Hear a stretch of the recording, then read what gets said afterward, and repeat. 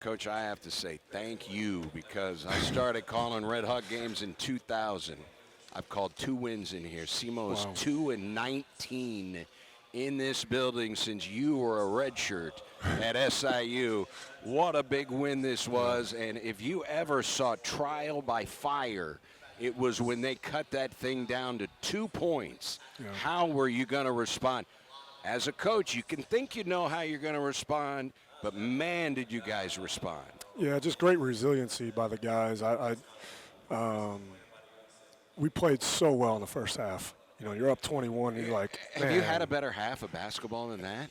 I don't know. We've had some spurts, but for 20 straight minutes, it's kind of was like, man, I wish this wasn't halftime. We could just keep the momentum. Just because we were just playing so well, both sides of the ball. We were connected. The ball was moving. We were making shots. We had a lot of confidence. And then you hit halftime, and we just didn't have the same pop in the second half. And you knew they were going to make a run. I told the staff at halftime, so we got to be ready for any adjustments they're going to make because they're going to have to make adjustments. Otherwise, it's going to get away. They went to a little bit of a zone that bogged us down a little bit. But, again, our kids came out. This group has been pretty resilient all year long as far as when things don't go their way, they come back. You know, and it speaks to character. And actually, when we lost that last game against Little Rock, I came back the next day in practice, Eric, and I told the guys, like, how are you going to treat our managers? How are you going to treat support staff? How are you going to treat our trainer? And I asked them, what does all that mean? And they said character. And so when you're losing, do you lose your character when you lose? And these guys didn't, and it showed today in the way that they played. And that's why you're able to hang on and win a tough road game. I thought the 2 biggest shots in the game to me, T.J. Beal's tip-in on the offensive rebound and the stacker 3. I mean, those were shots. You needed those shots at that time in the game, both of them. Yeah, and I thought the guys just did a great job. I mean, it was Rob and B.J. kind of in the first half. Teddy only, I think, had 5 points.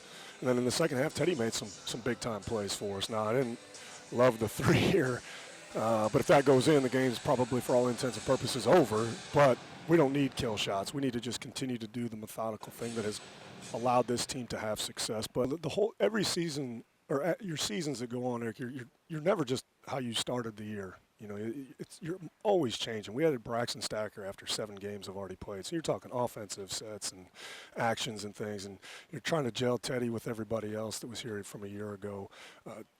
TJ, guys dealing with injuries. So your team is always changing.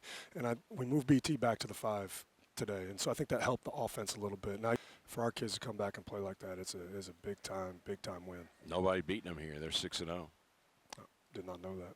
So you're the first team to come in here and win, and a place that the Red Hawks just have not had any success. And Rob Martin, I thought it was interesting, missed his first 3 shots, then he hit his next 3, and hit his free throws, finishes with 13 points and 4 assists, only 1 turnover in the game. And your ability to not turn the ball over is so big in this. Is this the best team you've had at not turning the ball? I mean, even the NCAA tournament team wasn't averaging 10 turnovers a game. Yeah, and I think assist-turnover ratio, which really shows how well you assist and take care of the basketball, I think we're first in the league. So I think Brendan Terry helps a lot in that regard. All right.